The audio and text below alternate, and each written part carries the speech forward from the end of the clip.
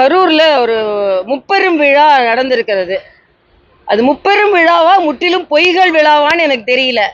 ஏதோ மத்திய அரசு கொடுமைப்படுத்தி கொண்டிருப்பதை போலவும், தமிழகத்துல உரிமைகள் எல்லாம் பறிபோய் கொண்டிருப்பதை போலவும், தமிழகத்திற்கு இவர்கள் தான் இன்று உரிமையை வாங்கி கொடுப்பதற்காக போராடி கொண்டிருப்பதை போலவும் ஒரு மாய தோற்றத்தை முதல்வர் ஸ்டாலின் ஏற்படுத்தி இருக்கிறார். இது வன்மையாக கண்டிக்கத்தக்கது.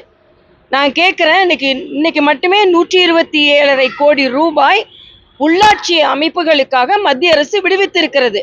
ஆனா நீங்க உள்ளாட்சி தேர்தல்களை நடத்தினீங்களா? ஆக மக்களின் உரிமையை, கிராமத்து மக்களின் உரிமையை திராவிட முன்னேற்ற கழகம் பறித்து கொண்டிருக்கிறது. இவங்க மாநில உரிமையை பற்றி பேசிக் கொண்டிருக்கிறார்கள். அது மட்டுமல்ல, ஏதாவது அடக்குமுறையா திணிப்புகள் நடைபெறுகிறதா? என்ன திணிப்பு, என்ன அடக்குமுறை நடைபெற்று கொண்டிருக்கிறது?